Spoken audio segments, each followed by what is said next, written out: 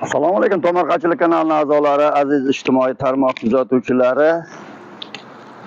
Mana bugun 2026-yil 12-yanvar. Biz Toshkentning eng go'zal maskanlaridan biri Botanika bog'iga keldik. Botanika bog'i Toshkentning eng go'zal markaziy joylaridan bo'lib, hayvonot bog'iga yonma-yon devor qo'shni hisoblanadi. Orientir, ya'ni lokatsiyasi Bodomzor mahallasi. Bodomzor metrosidan tushib kelishda Bodomzor mahalladan keyin bugun Botanika bog'ini mana qishda qoq chillasida turibmiz. 91 kunimga yo'qsan dedi. Ya'ni chillani, lekin chillaga o'xshamaydi. Havo yaxshi, atrofda quyosh charaqlab yotibdi. O'simlik dunyosi, daraxtlar, butalar, barcha o'simliklar qanday qishga tayyorgarlik ko'rgan va qishda qanday hayot kechiryapti, bular to'g'risida batafsil yoritishga harakat qilamiz. Biz bilan birga bo'linglar, bizni qo'llab-quvvatlanglar. Tabiatni, atrof muhitni sevadiganlar befarq bo'lmanglar, biz bilan birga bo'linglar.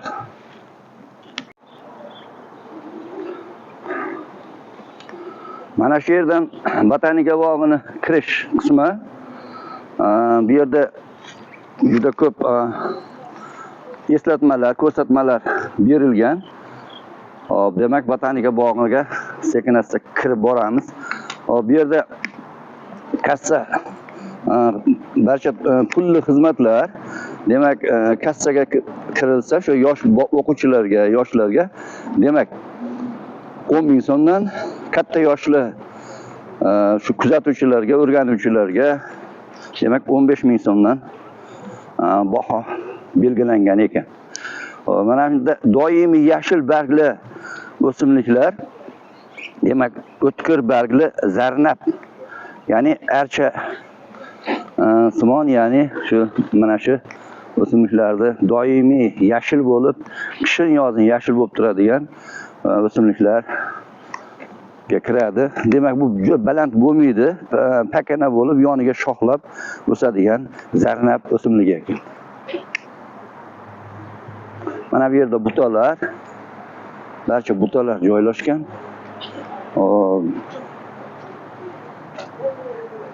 Demak sekin-asta tanishib boraveramiz. Lavanda o'simligi, dorivor lavanda. Bu urug'dan va qalamchalar orqali ko'payadi. Demak, nihoyatda ko'payish xususiyati yaxshi, tez ko'payadigan dorivor o'simlik hisoblanadi. Demak, bu yerda Botanika bog'ini kartogrammasi ko'rsatilgan. O'zbekiston Respublikasi Fanlar akademiyasi Botanika instituti huzuridagi akademik Husanov nomidagi Toshkent Botanika bog'i. Demak, mana bu yerda hayvonot bog'iga chegaradosh joylari. Hayvonot bog'iga chegaradosh joylar. Bu katta yo'l, mana shu katta, juda katta maydon. Hop, shu Botanika bog'ini kartasi, ya'ni xaritasi. Botanika bog'ini kirishda, mana shu yerda kirishda yo'laklar, mana shu yo'laklar orqali velosipedda, piyoda, yayov yurish mumkin. Barcha joylarga borib, demak ko'rib, o'simliklar dunyosi bilan tanishib kelish mumkin. Bu yerda issiqxona bor. Bu yoqqa ham o'tamiz. Demak, issiqxonalarni ham ko'ramiz va barcha mana shu ko'p yillik, 1 yillik, 2 yillik, ko'p yillik butalar, yarim butalar, o'simlik dunyosi, ochiq roli va yopiq roli o'simliklarni barchasini hayotini o'rganib chiqamiz. Qish bugun 2026-yil 12-yanvar. Botanika bog'ini qisqacha xaritasi bilan tanishib chiqamiz. Demak, Botanika bog'ini ifodalari, ya'ni joylashish sxemasi. Demak, o'ng tomondan birinchi Markaziy Osiyodan keltirilgan o'simliklarni joylashgan joyi. Undan keyin yuqori qismida Shimoliy Amerikada keltirilgan o'simliklar joylashgan. Demak, Yevropa, Qrim, Kavkaz mintaqalaridan olib kelingan o'simliklar joylashgan joylari. Demak, uzoq Sharq va Sharqiy Osiyo. Demak, Sharqiy Osiyodan keltirilgan o'sha yerda vatani o'sha yerda bo'lgan o'simliklar bilan sekin-asta tanishib boramiz. Demak, hayvonot bog'ini bu chegarasi, ya'ni bu tomonda hayvonot bog'i, o'sha bitta zabor, ya'ni panjara ajratib turadi. Demak, botanika bog'ining umumiy katta ko'rinishi mana shundan iborat. Sekin-asta bog'ni aylanishda davom etamiz. Mana ham ko'rib turgan archalarimiz Virgin archalari ekan. Virgin archalari. Demak, ochiq ruhli o'simliklar, ochiq ruhli o'simliklarga kiradi.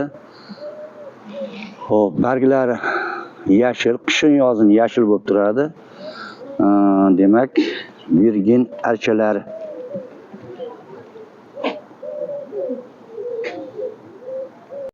Yo'laklardan kelinganda mana shunday taxtachalar bilan yo'nalishlarni ko'rsatib qo'ygan. Demak, Sharqiy Osiyodan keltirilgan daraxtlar bilan, o'sha butalar bilan barcha shu o'simlik dunyosi bilan tanishish uchun demak o'ngga qarab yurish kerak ekan. Demak, mana bu yo'lakdan o'ngga qarab yuramiz. Keyin tosh daraxti bor. Oldin bir necha marta ko'rib ham ketganman. Demak, tosh daraxtiga ham xuddi shu yo'nalishda boramiz ekan. Uzoq Sharq o'simlik dunyosi bilan tanishishda. Keyin tog' landshaft, ya'ni mana shu yerda sun'iy tog' yaratilgan, demak landshaft yaratilgan. Bu yoqni ham shu tarafga borib ko'rib kelamiz ekan. Demak, to'g'riga Markaziy Osiyo o'sha sistematika, ya'ni o'simliklarda sistematikasi, o'sha laboratoriya, issiqxonalar bu yoqqa qarab ketiladi. Bu yo'nalish o'zi mana shu yo'lakdan borganimizda aylanib mana shu nimadan oxiri shu tarafdan kelamiz. Demak, biz bilan davom etamiz. Demak, namataklar bu ko'rib turganlaring namatak, ya'ni Rano guldoshlar oilasi, Rano deydi, Yovoya.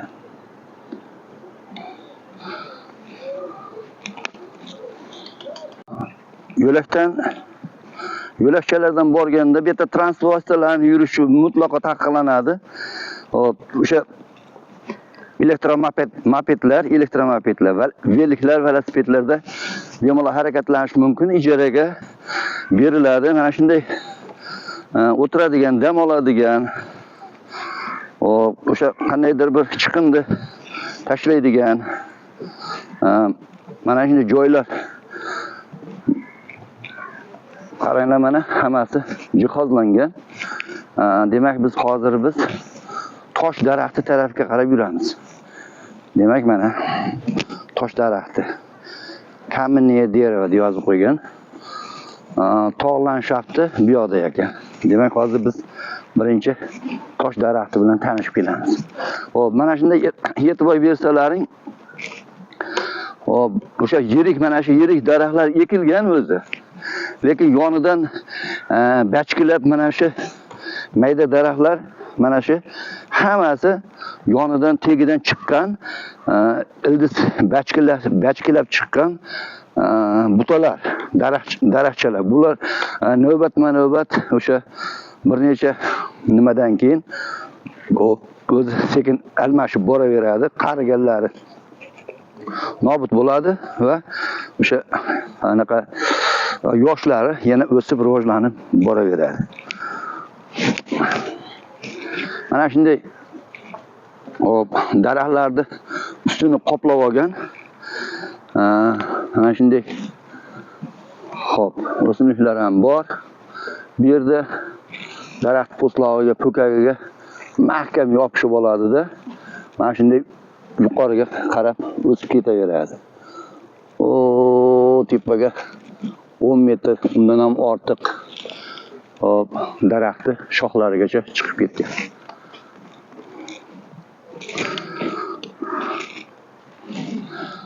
Demak, mana shunday. Hop, tabiat mana shu qanday bo'lsa, o'sha o'zini o'sha Amerikada o'sha yashaydigan vatanida qanday hayot kechirsa, xuddi shu holatni yaratib berishgan. Imkon qadar mana shu holatni yaratishga harakat qilingan. Demak, mana shu o'simlik mana nimalarga mahkam, po'kak qismiga mahkam yopishib olib, barglari hali yashil, sovuqdan qo'rqmaydigan o'simliklar yashab, rivojlanib boryapti. Yurakdan kelishda mana shunday ramziy belgilar qo'ygan bu tosh daraxtiga kirish qismi. Mana shu yo'lakdan kirib boramiz va temir daraxti ham deyiladi, tosh daraxti ham deyiladi. Demak, bu bekorga, bejizga bu nom bilan atalmaydi. O'simlikda tanasi shu darajada mustahkam, qattiqki, o'ta darajada qattiq narsa bu. Balandligi to'g'ri o'sadigan, kam shoxlanadigan, balandligi hozir mana shu daraxtlarimizni balandligi kamida 25-30 metr bo'lsa kerak. Demak, juda ham katta. Bularning ichida eng yirigi meni ko'zimga hozir shu ko'rinib turibdi. Demak, mana shu. Mana shu. Demak, mana shunday yozuvlar kerak emas, yaxshi narsa, yaxshi odat emas. Mana shunday yozuvlarni belgilab qo'yibdi.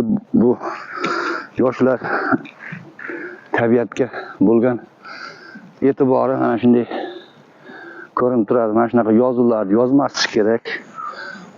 Demak, tosh daraxti, ya'ni temir daraxt deydi, juda ham mustahkam bo'ladi yog'ochlik qismi. Eng uzoq umr ko'radigan o'simliklar hisoblanadi. Bu yerda hozir netda bir narsani ko'rib qoldim. Oq olmaxon. Juda ham yaxshi. Hozir iloji boricha harakat qilamiz uni ko'rishga, yaqindan ko'rishga. Demak, olmaxonda harakatlarini ko'ramiz. Ko'zdan g'oyib bo'lib qoldi. Mana shu daraxtlarda emin-erkin mazza qilib o'ynab, bir-biri bilan qo'lashib, ona pastga tushyapti. Demak,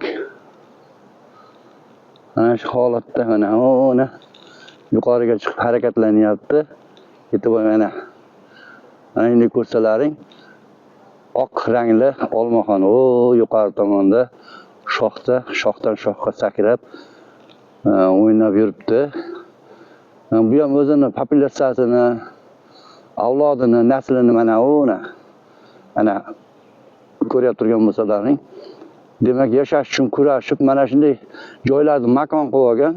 Demak, mana shu yerda buni oziqalari mana bizga yaqinlashib kelyapti. Mana yaqindan ko'ryapmiz mana. Demak, tosh daraxtiga, ya'ni biz kuzatib turgan daraxtga chiqib keldi. Juda ham yaxshi.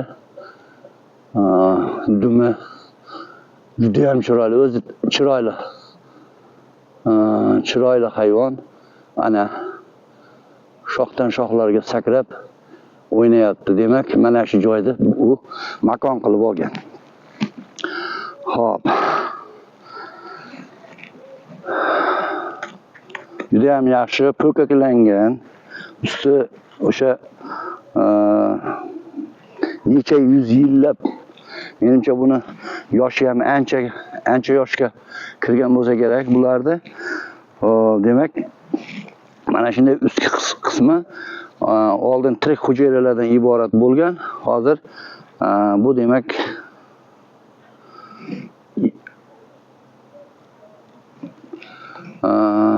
o'lik hujayralar, ya'ni po'kakka aylangan qismlari. Buni albatta yana boshqa daraxtlar misolida ahamiyatini, foydasini ko'rib tushuntirib o'tamiz. Biz demak mana shunday daraxtlarni aralash o'rmonga nima bo'lib ketgan. Bu yerda xuddi shu Amerika, Vatan Amerika bo'lgan bu tosh daraxtlari, demak hozir men 4, 10, 15 bir 15 tutdan ko'proq ekan. Demak buni tagidan yana o'sib ko'payib boryapti shekilli. Tabiatda doim mana shunday holatda saqlashimiz kerak. Mana shunday shox shabbalarga tegilmaydi. Barglarga tegilmaydi. Mana shunday holatda bu tushib, yerga kirindi bo'lib, o'ziga oziqa bo'lib, mana shunday oziqlanib, yashab, hayotini davom etkizib, ko'payib boraveradi. Hop, biz hozir yana yo'lda davom etamiz. Demak, keyingi daraxtlarda, keyingi o'simliklar bilan tanishishni davom etkazamiz. Mana bu ko'rib turgan daraxtlarimiz ikki parrakli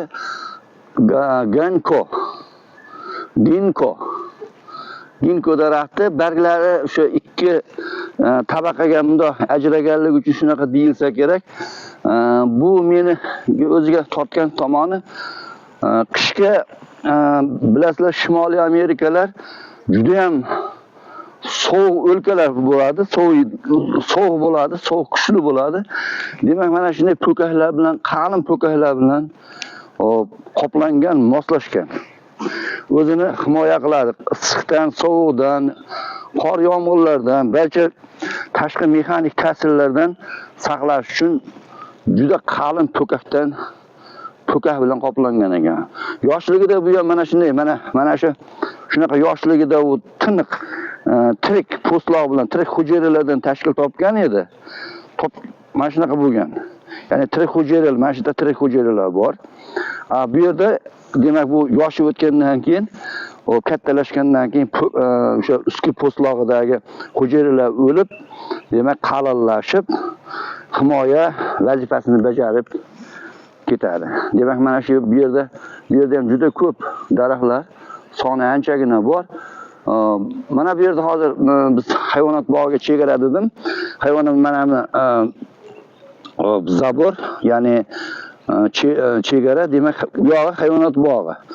Ayta o hayvonlar, ya'ni o'sha burgutlar, har xil parranda qushlarni joylashgan joyi mana shu joyda chegaradosh botanika bog'i, hayvonot bog'i bilan birgalikda yonma-yon deb aytiladi.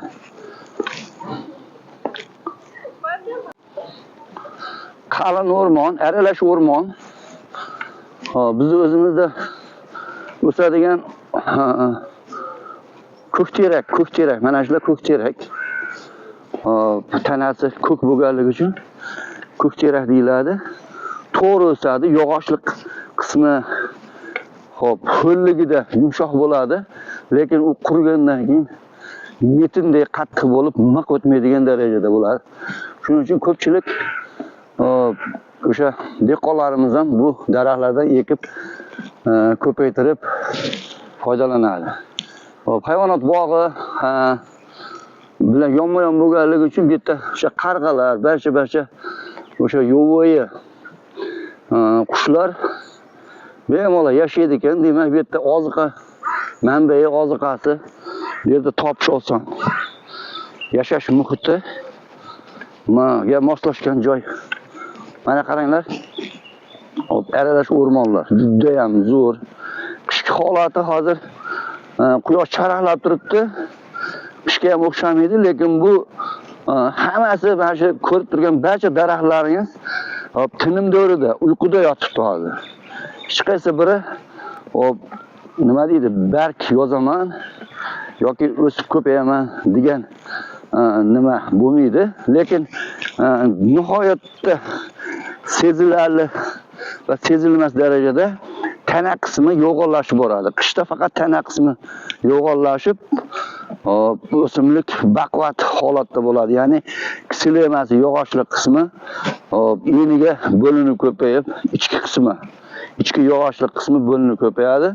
Kurtaklar, yosh nodalari tinim do'rida bo'ladi. Hammasi mana shu hozir e'tibor beraylik, mana shu yashil noda bironta kurtagini uyg'onganini hali ko'rganimiz yo'q, ko'rinmaydi. Kurtaklar hali o'zining vaqti bor. Fevralda yarimidan keyin oxiri mart oylaridan boshlab sekin-asta uyg'onib, rivojlanib, demak, mana shu o'simlikning o'sishi jadallashib boradi. Mana bu yerda juda ham katta daraxt o'zini hayotini tamom qilgan. Mana shu yerga yiqilgan, tushgan. Xo'p, demak, yonidagi daraxtlarga joyni bo'shatib bergan. Juda katta joyda bu ellab yotgan juda katta daraxt ekan. Hozir mana shu tanasidan bilinib turibdi. Hayoti tamom bo'lgandan keyin bu o'sha yiqilib, shamolda o'sha qurt-qumursqalar yegandan keyin demak shu o'zini hayotini mana shu yerda tamom qiladi. Boshqa o'simliklarga joyini bo'shatib beradi-da. Hop, kuzatishda davom etamiz.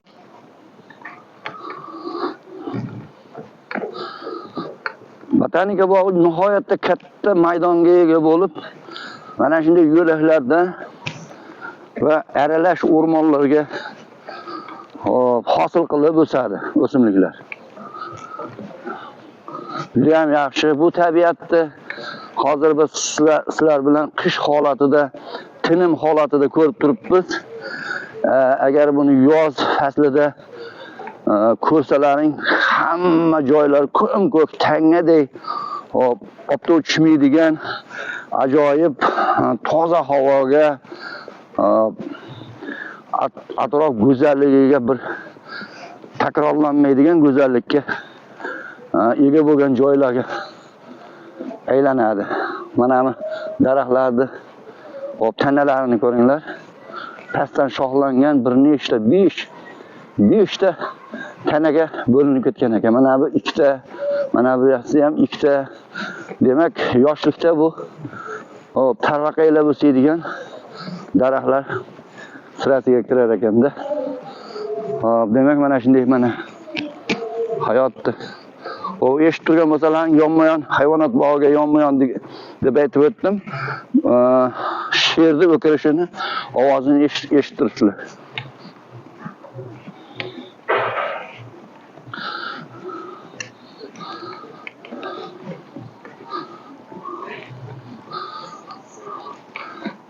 G'ozon rezgilikda barcha o'simliklar o'zini bargini turli xil vaqtda turlicha to'kadi.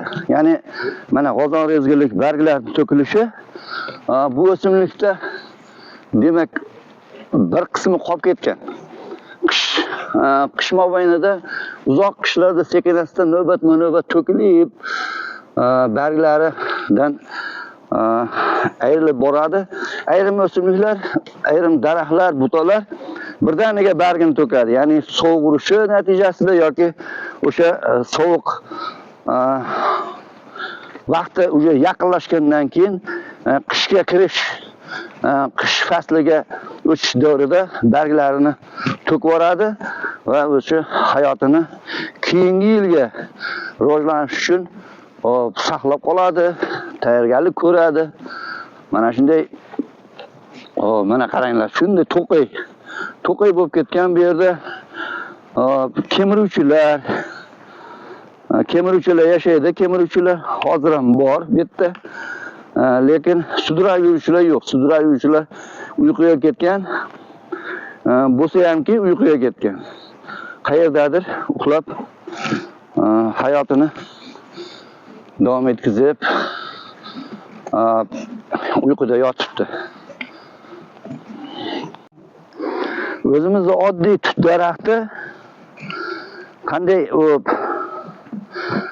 moslashib yerga yotgan holda tarvaqaylab o'sganligini ko'rib turibsizlar. Qaranglar. Demak, tut yerga tanasi bilan yotgan va shoxlagan. Juda katta tana, kamida 100 yoshdan oshiq bo'lsa kerak. Balkim undan ham oshiqdir. Lekin hozir shu o'rinda aytib o'tib ketaman. Zangata tumani, Zangata ziyoratgohini shu katta yo'lning yoqasida 250 yoshga kirgan, ya'ni 2,5 asr yashagan tut daraxtlari bor. Hozirgacha ham bor. Demak, mana turibdi, o'syapti. Xudo xolasa u yana bir necha yillar yashashiga imonimiz komil. Atrof muhitni, tabiatni asrash mana shu narsalardan ko'rinib turadi. Shu tabiatni o'shani kesib olib tashlab, o'sha yo'lga xalaqit beryapti yoki bo'lmasam savdo joylariga xalaqit beryapti deb kesib tashlash ham mumkin edi. Lekin o'shani qilishmagan, o'shani saqlab qolgan. Juda ham katta, bu 3 ta 4 ta odamni qulochi bir-biriga yetmaydigan darajada tut daraxti o'sha Zangata tumani, Zangata ziyoratgohining yonida o'sib rivojlanyapti. Juda ham zo'r o'rmon. Juda katta o'rmon, to'qayzor. Bu yerda yozda juda ham hasharotlar, mayda kemiruvchilar, sut emizuvchilar, hayvon turlarining barchasi menimcha yashaydi. Biz hozir mana shunday yo'lak bo'ylab ketyapmiz. Demak, biz sun'iy tog' qismiga hozir boramiz. Manzarani qaranglar. Demak, daraxt shu joyida demak qurt yegan yoki bir mexanik ta'siri natijasida zararlanganda shu yerdan sinib tushgan. Shu yotgan holatida ham hayotini davom etkizyapti. Biz hozir mana shunday to'qay o'rmonzor ichida oraliqda yo'limizni davom etkizyapmiz. Adashib ham qoldim, men qaysi tarafga borishni bilmadim. Hozir yana orqaga qaytdim-da. Endi yana mana shu yo'lak bo'ylab yurib boryapman. Meni hozir maqsadim sun'iy landshaft, ya'ni tog', sun'iy tog' yaratilgan joy bor. O'sha yerga bormoqchi edim. Demak, ana shu o'sha yerda bolalar yo'lakda ketyapti. Demak, o'sha yo'lakda yo'lak olib borsa kerak. Qani mana shunday boraylikchi. Qayerga olib chiqadi bu yo'laklar? 1983-yil, 85-yil Ukrainani Zakarpatye oblastida xizmat qilganman, harbiy xizmatda. O'sha yerda doimiy hayotimiz o'rmonda kechar edi. O'rmonda ko'p yurardik. Qishin yozin o'rmon edi.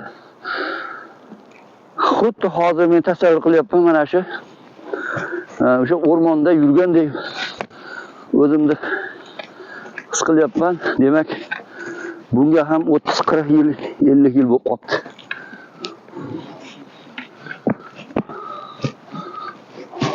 Hop. Mana o'sha men aytgan sun'iy tog' yaratilgan. Demak, tog'da qanday o'simliklar o'sadi? Demak, suvga chidamli, shamolga chidamli, quyoshni yoqtiradigan mana shunday o'simliklar yashaydi, moslashgan bo'ladi va shunga doimiy harakat qiladi. Mana shu zinadan biz ko'tarilib chiqamiz, sun'iy tog'. Butalar, do'lanalar, tog' landshaft deb yozib qo'yibdi mana shu yerga. Demak, yo'nalish bo'yicha ko'rsatilgan. Bismillah, boshladim. Chiqib boramiz. Oxirgi zinalarga chiqdik. Mana tog'. Demak, zina bo'ylab ko'tarilib keldik. Xo'p, mana shu ko'rib turgan o'smirlar hammasi butalar. Ya'ni pista. Pista bodam deydimi, pista. Endi bu yerda qaranglarki, manzarani yaxshi emas. Bu irim bu. Qandaydir latalarni bog'lab qo'yish, mana bunaqa qog'ozlarni osib qo'yish yaxshi emas. Bularni vaqti bilan tozalab turadi. Hammaga ham buni tushuntirib bo'lmas ekanda. Mana shular hammasi pista daraxti. Buta daraxt bo'lmaydi. 3 metrdan baland o'smaydigan o'simliklar demak butalar deyiladi.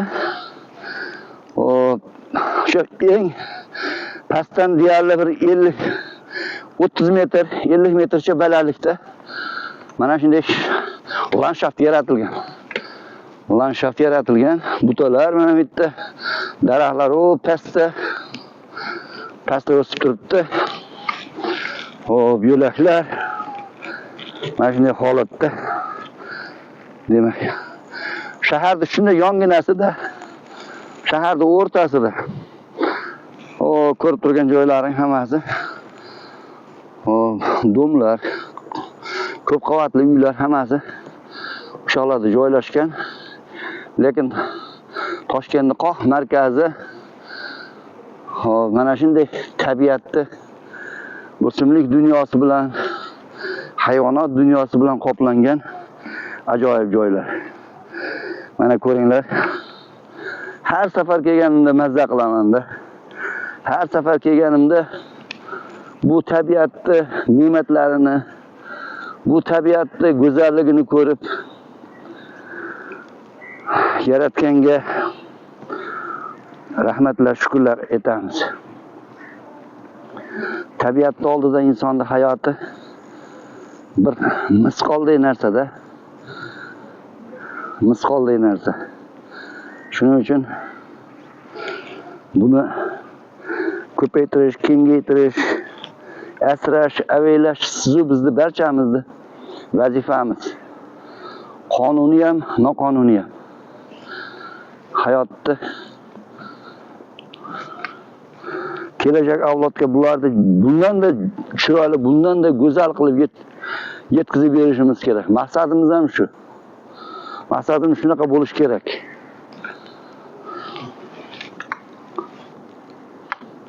Maqsadimiz shunaqa bo'lish kerak. Go'zallikda oq teraklar, ko'k teraklar, baqa teraklar, o'sha mana bular kashtallar. Hop. Mana bular yetdim pista. Haqiqiy o'sha bozorlarda sotadigan pista daraxti mana shu. Pista daraxti gullaydi, meva tugadi, mevasini beradi. Yashab mana shu yerda noqulay sharoitlarda bu unchalik o'sha nima deydi? Zaxt yoqtirmaganligi uchun mana shunday baland joyda tashkillashtirib, tuproqni baland qilib, toq qilib, tog'ning yonbag'riga mana shu nimalar ekilgan. Pista daraxtlari ekilgan. Mana shu yerda yashasin, mana shu yerda sharoit yaratilsin degan maqsadda mana shunday ishlarni qilinganda. Mana balandlik juda ham katta balandlik bu yerda. Xo'p. Mana o'sha 30 metrlik 25, 30, 40 metrlik daraxtlar bilan baravar. Hozir o pastda o'sib turgan daraxt bilan mana shu hozirgi turgan joyimiz, mana shu turgan joyimiz o'sha bilan baravar bo'lib turibdi. Demak, o'shancha balandlikda yaratilgan. Mana shu holatda hozir biz yana qaytib tushamiz. Mana shu butalarni ko'rdik mana. Hammasi uyquda. Xo'p, yana yo'limizda davom etamiz.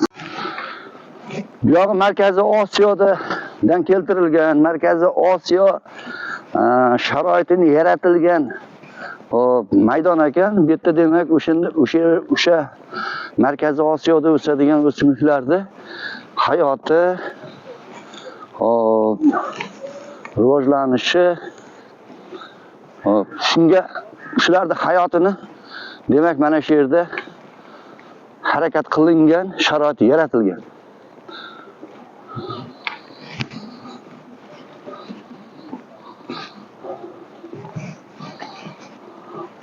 Assalomu alaykum. Hormaylar.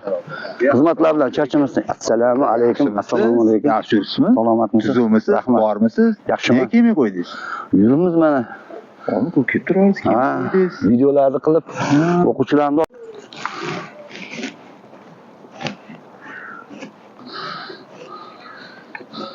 mana shunday o'simlik dunyosi keng tarqalgan. Notekis tarqalgan haqiqatan. Keng va notekis. Negaki aralash o'rmonlar hosil qiladi-da. Endi ming harakat qilganimiz bilan baribir Toshkent shaharda shu tuprog'i bir xil, suvi, havosi, iqlimi bir xil bo'lgandan keyin mana shu yerga mos bo'lgan o'simliklar o'sishga, rivojlanishga, ko'payishga, avlod qoldirishga hammasi harakat qiladi. Barchasi mana shunday harakat qiladi. Yashab ketgani yashab ketadi, nobud bo'lgani nobud bo'lib, o'lib, boshqa o'simliklarga o'zini joyini bo'shatib beraveradi. O'sha yerda ham hali qarigan o'simliklar ham nobud bo'lgan holatlarni ko'rib turibmiz. Demak, bu yoqda ham xuddi shunaqa.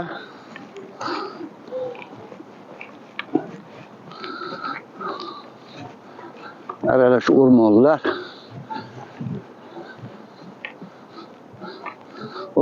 Yuqorida qushlar. Qush uyasi. O'sha yerda bir juft. Qaysi qush ekan bilmadim, hozir ko'ramiz. İmkon qadar ko'ramiz. Bizda g'urrak deydi. Demak, nimadan kabutar, yovvoyi kabutardan kattaroq bo'ladi. Bir juft. Mana shu yerda hozir sizlarga ekranga kattalashtirishga harakat qilaman. Mana shu, mana shu yerda bir juft qush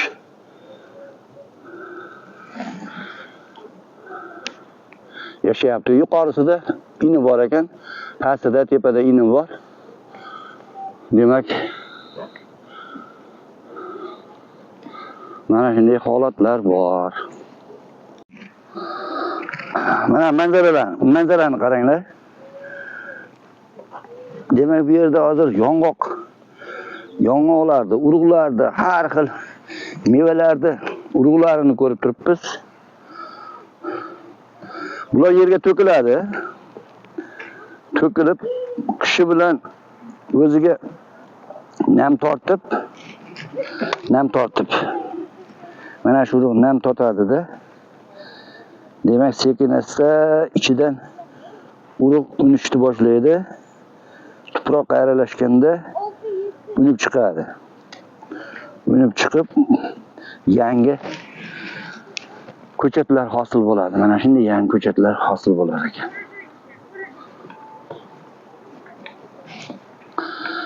Hop, urug'dan ko'payadigan, yondan ildiz bachkilardan ko'payadigan, qalamchasidan ko'payadigan daraxtlar bor. Bular o'sha mana bular qator qilib ekilgan. Demak, bu shu qalamchasidan ko'paytirilgan menimcha.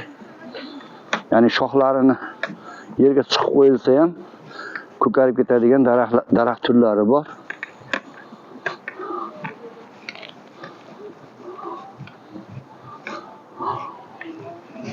O'simlik dunyosi.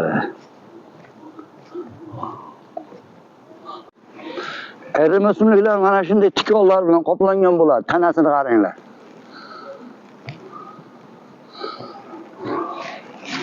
O'tkir zaharli tikonlar.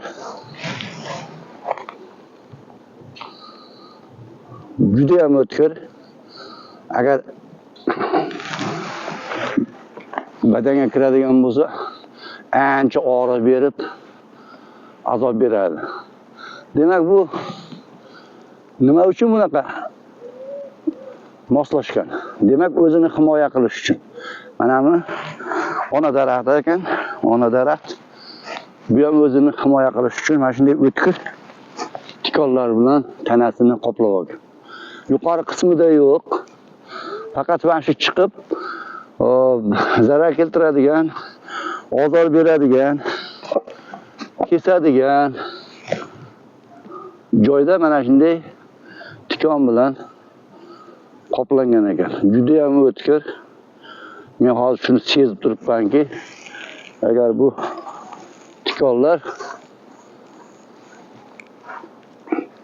nihoyatda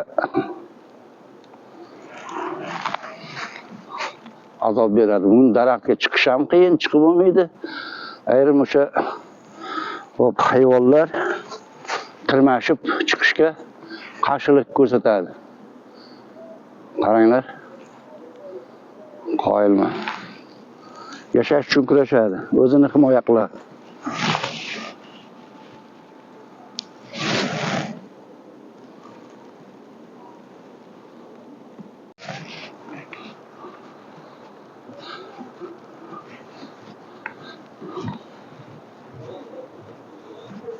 Juda baland. Judayam baland. 30 metr. 30 metrdan kam emas mana shu daraxt. Kuchli shoxlangan. Bir-biriga shoxlari kirib ketgan. Bir-biriga shoxlari kirib ketgan. Tur ichida yashash uchun kurash asosan 3 ga bo'linadi. 3 xil yashash uchun kurash kuzatamiz tabiatda. Tur ichida yashash uchun kurash, ya'ni bir xil turga mansub bo'lgan daraxtlar mana bir. Hozir mana ko'ramiz. Sizlarga tushuntirishga harakat qilaman. Mana bir xil daraxt 1 2 3 4 5 6 7 8 9 10 11 va hokazo. Endi qaranglar. Mana bu shu daraxtga mansub. Bir xil daraxt. Nega bu katta bo'lib ketgan? Kattalashib ketgan. Bu sal bundan ko'ra kichikroq, bundan ko'ra kichikroq. Bundan kattasi bu. Demak, yashash uchun kurashda birinchi lider bo'lib, ya'ni yetakchi bo'lib mana shu daraxt turadi. Bu atrofdagi quyoshni, oziqani, tuproqdagi barcha oziqalarni kuchli ildizga ega, kuchli tanaga ega, kuchli shox-shabbalarga ega. Shuning uchun birinchi bo'lib oziqani mana shu qabul qiladi. Bu o'zini kuchli shoxlari bilan soya beradi bularga. Bularga soya beradi. Mana bu ham yashash uchun kurashyapti. O'lib qolgani yo'q, nobud bo'lgani yo'q, lekin bu ham o'zini rizqini, o'zini oziqasini sekin terib yeyapti. Ma'lum bir vaqtlardan keyin yillar o'tib mana shu baland daraxt bularga o'zini joyini beradi. Ya'ni qariydi, nobud bo'ladi, shox-shabbalar sinadi. Demak, hayotini bularga bo'shatib beradi. Ya'ni oziqa maydonini, mana shu yerda yashaydigan oziqa maydonini navbatdagi daraxtlarga bo'shatib beradi. Bu demak bir turdagi o'simliklar, hayvonlar orasida yashash uchun kurash, ya'ni tur ichida yashash uchun kurash. Bir xil turga mansub bo'lganlar. Endi mana bu yerda qaraymiz. Turlar aro yashash uchun kurash. Chinorning oldida mana shu daraxtlar, mana hozir ko'rgan daraxtimiz ichiga kirib ketgan, e'tibor bersalaring, bosib qolgan buni. Mana shu ikkalasining misolida hozir tushuntiraman. Chinor kuchli rivojlanib, bunga soya berib, buni yashashiga xalaqit beryapti. Ya'ni turlar ikki tur orasida ikki xil tur orasida yashash uchun kurash sodir bo'lyapti. Va bundan tashqari mana bu yerda mana hop yosh navqiron hali nihollar hali endi rivojlanishni endi boshlagan bir yil o'sib rivojlangan mana shu o'simliklar. Bu ham yashash uchun kurashyapti. Chinorning tagida soyasida nobud bo'lmasdan yashash uchun kurashyapti. Demak, turlar aro yashash uchun kurash mana shunga misol bo'lar ekan. Endi uchinchi yashash turi bor. Noqulay sharoitda yashash uchun kurash. Noqulay sharoitda. Demak, noqulay sharoitda u urib tushib qolgan, erta aslida ko'karish kerak bo'lmagan joyda, demak, u rivojlanyapti, o'syapti, ko'payyapti. Bu ham o'sha yashash uchun kurashga misol bo'lar ekan. Bunga misol masalan tog'larda, toshlar orasida o'sadigan ayrim o'simliklar yoki bo'lmasam daraxtni tepasida po'kaklarda yashaydigan o'sha zamburug'lar, lishayniklar, yoki bo'lmasam mana asfaltga qaranglar. Mana shu asfalt qattiq, bu yerda hozir endi nam bor, lekin bahor kelgandan keyin bu yerda demak nima bo'ladi? Nam qochadi, issiq bo'ladi, noqulay sharoit paydo bo'ladi. Noqulay sharoitda mana shu o'simliklar yashash uchun kurashadi. O'zini hayotini davom ettirishga harakat qiladi. Mana hunariya muhlar, lishayniklar. Demak, mana shunday yashash uchun kurashdi. Demak, noqulay sharoitda yashash uchun kurashga misol bo'lar ekan. Demak, 3 xil yashash uchun kurashdi. Biz ko'rib o'tdik. Turlar aro yashash uchun kurash, tur ichida yashash uchun kurash, bir xil turdagi o'simlik dunyosi. Turlar aro har xil turdagi o'simliklar bilan yashash uchun kurash va noqulay sharoitda yashash uchun kurash.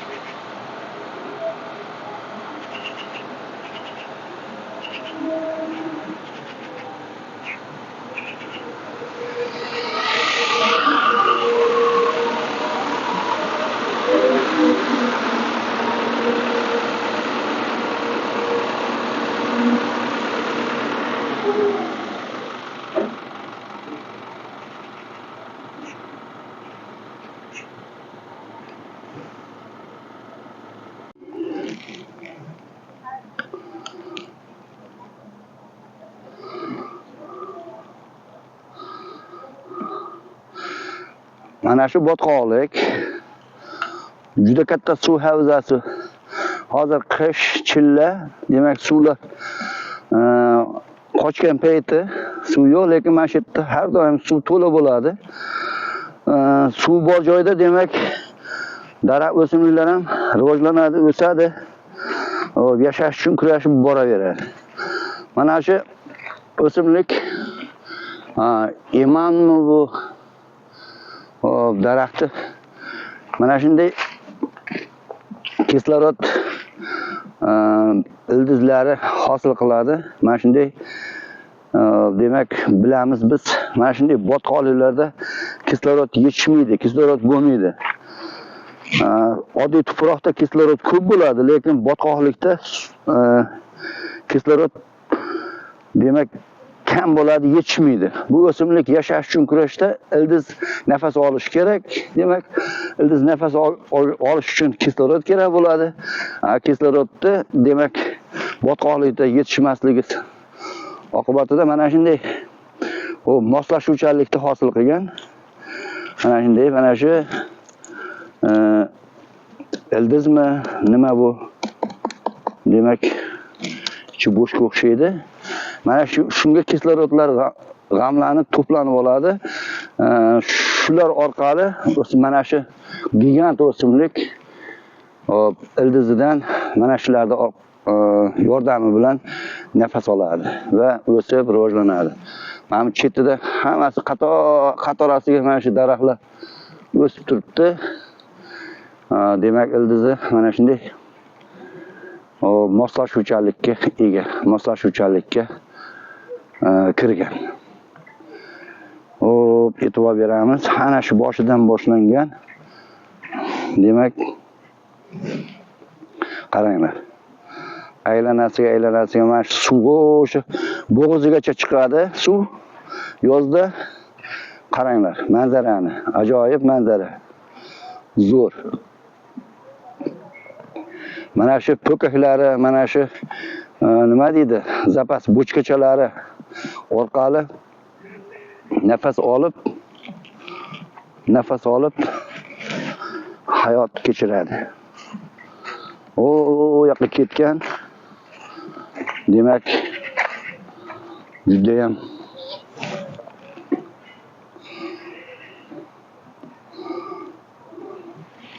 mana botqoqlik.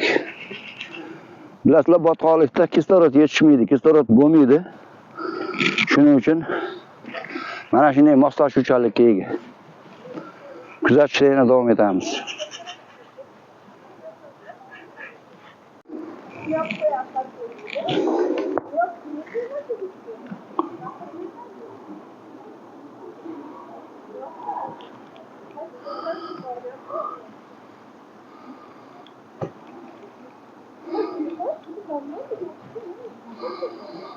Suv havzasini chetida mana shunaqa moslashuvchanlikka ega.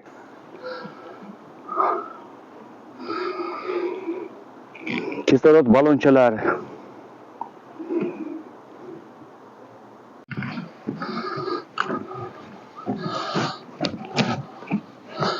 Amfiteatr maydoniga kirib keldik.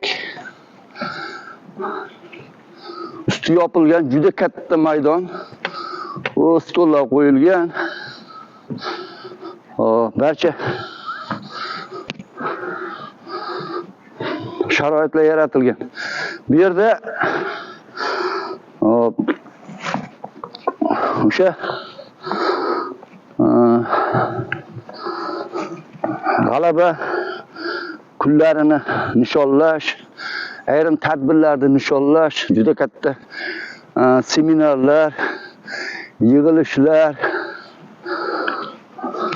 mana shu maydonda o'tadi. O yoqdan o'sha san'atkorlar keladi. Mana shu katta maydonda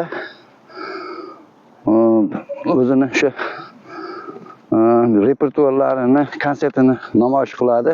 Mana bu ayvonda ichi to'la stolga o'tiradigan shu tomoshabinlarga sharoit yaratilgan bo'ladi. Mana shu yerda konsertlar, yaxshi tadbirlar o'tkaziladi. Bu mana shu botanika bog'ida juda ham chiroyli bir rosa markazida joylashgan ajoyib bir qurilma. Juda yaxshi qurilgan konsertlar, har xil tadbirlar o'tkazadigan joy. Mana barcha tomoshabinlar mana shu yerlarda o'tiradi. Kuzatib, juda katta maydon. Bir necha ming odam ham sig'adi bu yerga. Mana shu sahna.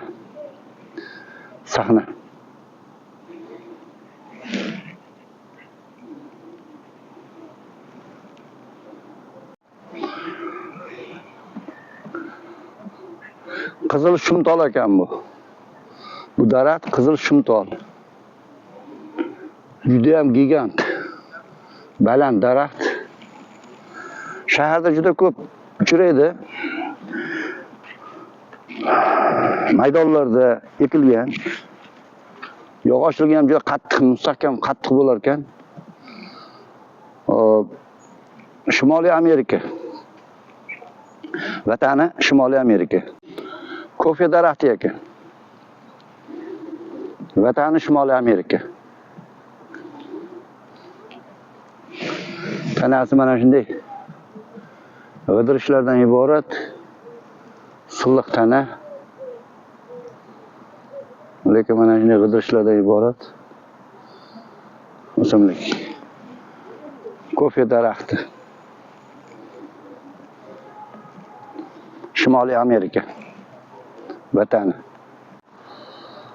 Mana shu yerda issiqxona, ya'ni botanika bog'ining qoshida, markazida issiqxona tashkil qilingan ikki tarafi. O'ng tarafida ham, mana shuni chap tarafida ham issiqxonalar bor ekan. O'sha janubiy o'lkalarda, tropik, subtropik o'lkalarda o'sadigan o'simliklarni mana shu yerda ko'paytirib, o'stirib, o'sha barcha keluvchilarga namoyish qiladigan joy ekan. Ichkariga hozir biz kirmadik. Nari yoqda ham shu issiqxona. Demak, turli xil o'simliklar dunyosi o'stirib, ko'paytirib, rivojlantirib tarqatadigan, o'sha masjidga kelgan kuzatuvchilar, tomoshabinlar ko'radigan joylar ekan. Mana bu yerda sharoitlar bor. O'tirib dam oladigan joylar. Mana shu o'sha amfiteatr, hali aytib o'tdim sizlarga. Amfiteatr. Ya'ni har xil o'sha yig'ilishlar, ko'rsatuvlar, konsertlar, seminarlar bo'ladigan joylar.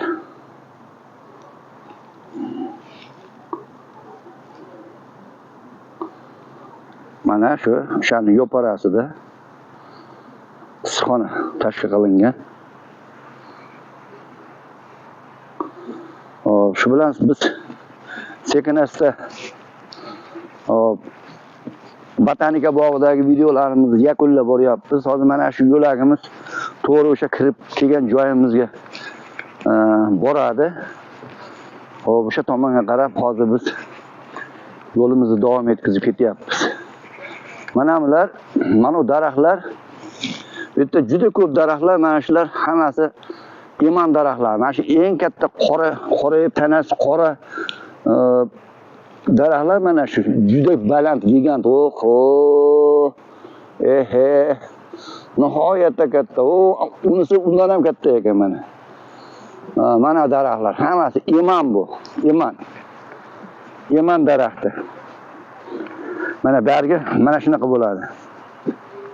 Ajratib olish uchun arrasimon bo'ladi. Avvalsimon uzunchoq, chetlari arraga o'xshagan arrasimon bo'ladi. Juda ham chiroyli. Mana uni ko'ringlar mana. Ajoyib. Arraga o'xshaydi.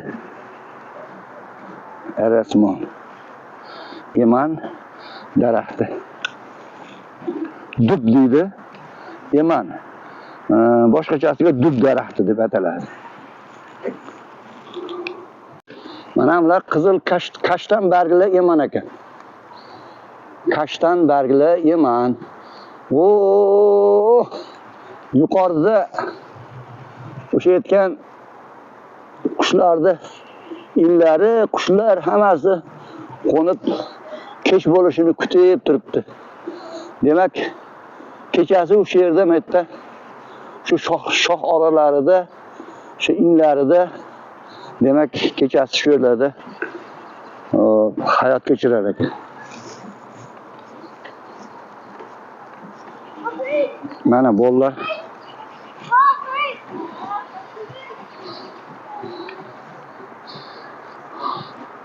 velikda maza qilib o'ynashib yuribdi. Bu ham tabiatni, atrofni go'zalligiga haqiqatan ham qaranglar, e'tibor beringlar. E'tibor beramizki,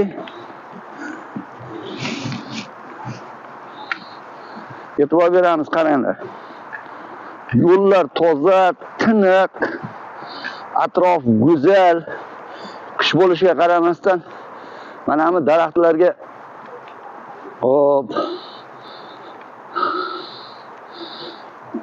tirmashib, ilashib o'sadigan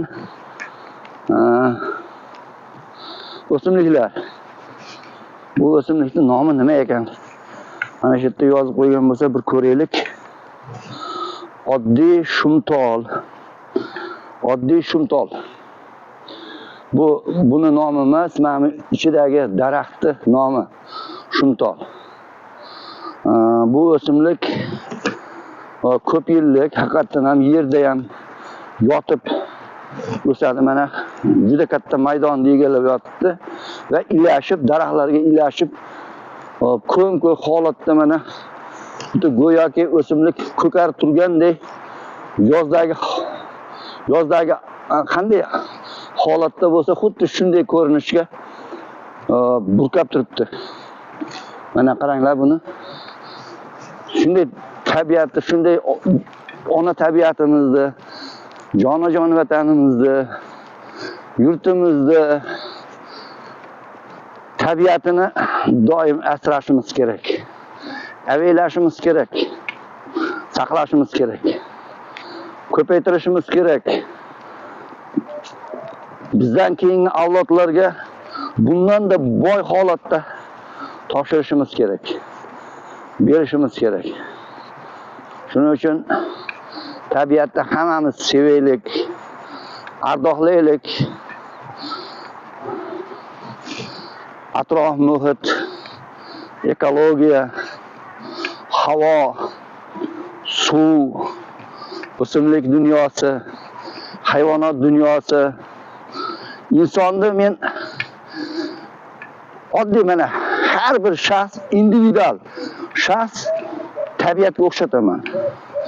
Qarang, mana shu inson o'zi iste'mol qiladigan narsasi, iste'mol qiladigan ovqati. Bu yerda hozir bitta narsani ko'rib qoldim. Qarang, juda ham ayyor qush ekan.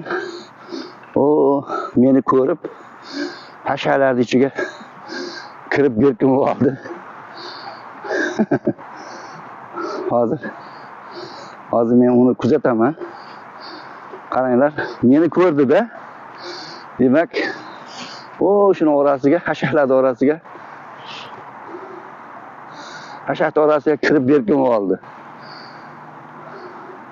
Afsus, ko'rolmaymiz shekilli. Berkinib oldi. Shu hasharlar orasiga berkindi.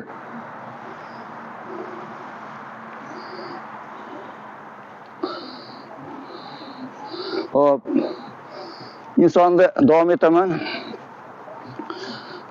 Biz iste'mol qiladigan, biz nafas oladigan, biz ichadigan suvmi, ovqatmi, havomi faqat ekologik toza, sof toza holatda ichsakkina, yesakkina, nafas olsakkina organizmimizga yuqadi.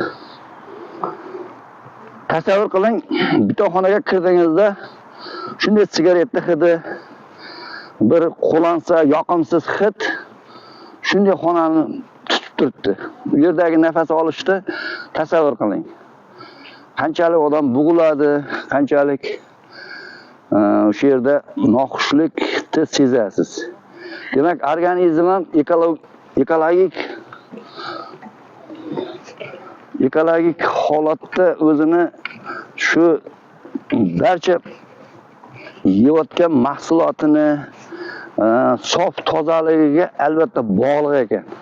Nimaga? Shu yeydigan ovqatimiz, suvimiz toza bo'lsagina organizmga so'riladi. Mazza qiladi, hujayralarimiz uni sintez qiladi, parchalaydi, undan energiya oladi, o'sadi, bo'linib ko'payadi va rivojlanadi. Tabiat ham xuddi shunaqa. Agar tabiatni mana shu har xil chiqindilar bilan havoni bulg'ab, g'azollarni yoqib, har xil hid keltiradigan, qo'lansa hid keltiradigan narsalarni tashlab, havoni, suvni, tuproqni, o'simlik dunyosini hammasini bulg'aydigan bo'lsak, tabiat ham mana senga deb o'zini javobini berar ekan. Organizm ham shunaqada. Organizm mana shu biz achchiqni yesak, sigaretni cheksak, aroqni ichsak, har xil noo'rin narsalarni, organizmga yot narsalarni iste'mol qiladigan bo'lsak, bir marta kechiradi, ikki marta kechiradi, oxiri keyin tarsaki bilan tars etib uradi. Yo yurakni, yo nerv sistemalarni, yoki mushaklarni, organizmlarni sekin-asta jigarlarni, yuraklarni sekin-asta shikastlaydi, nobud qiladi. Shuning uchun ham atrof muhitni muhofaza qilish barchamizni burchimiz bo'lishi kerak. Vazifamiz bo'lishi kerak. Xuddi o'zimizni organizmimizni qanday saqlasak, tabiatni ham xuddi shunday holatda saqlashimiz kerak, shart va vazifamiz bo'lib qolsin. Videolarimizni mana shu yerda tamom qilamiz, tugatamiz. Biz botanika bog'ini juda katta maydonini imkon qadar aylanib, ko'rib, sizlarga video qilishga, ko'rsatuv qilishga harakat qildik. Bizni videolarimizni doimiy kuzatib boringlar. Qo'llab-quvvatlanglar. Obuna bo'linglar va izoh qoldiringlar. Mana shu biz ertalab kirib kelgan joyimiz.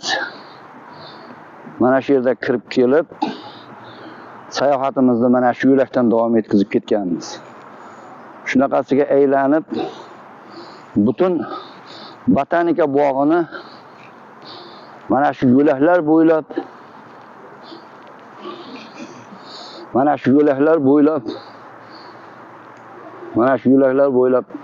hammasini imkon qadar aylanib, ko'rib keldik. Bizda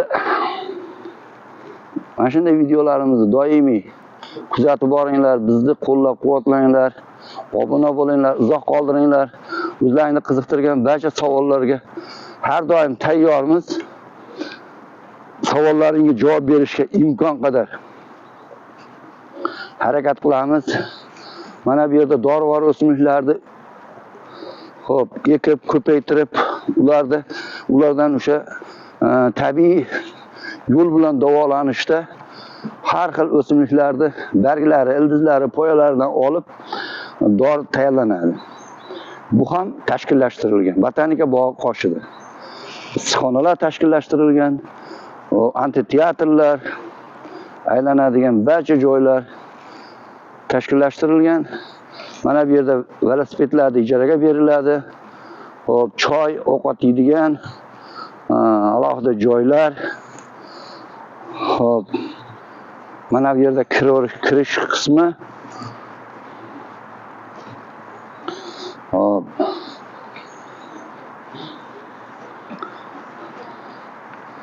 Landshafti juda ham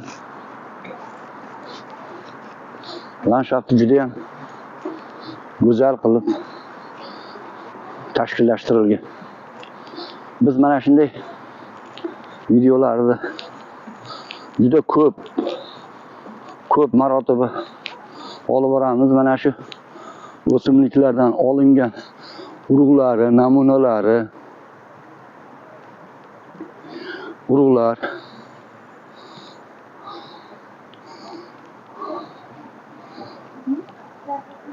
mana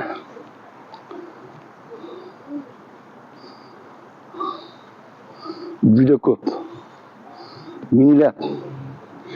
Minglab o'simliklarda bu yerda 1 yillik, 2 yillik, ko'p yillik, butasimon o'simliklar, ochiq urug'li o'simliklar, yopiq urug'li o'simliklar, ularda tana qismlaridan namunalar mana, bananlar, archalarda tana qismlaridan muzeyga o'xshagan bir joy yaratilgan.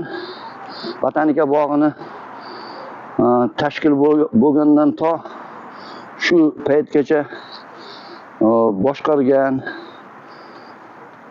domlalarimiz, ustozlarimizga kattadan katta rahmat aytaman. Abdunazarov Sodiqjon aka hozir botanika bog'ini boshqaryaptilar. Iloyim sog'lik, salomatlik, umriga, rizqiga, ishiga Alloh baraka bersin. Mana shunday botanika bog'ini xizmatchilari, mana shunday ilmiy xodimlar, kandidatlar, kandidat-nauklar, ilmiy ish qiladiganlar barchalariga, hammalariga sog'lik, salomatlik, uzoq umr tilab qolaman. Bundan-da botanika bog'ini rivojlanishiga, boyitishga mana shularning xizmati doim bo'laversin. Sog'-omon bo'linglar, bizni kuzatishda davom etinglar. Qo'llab-quvvatlanglar, izohlarda o'z fikrlaringni qoldirasizlar.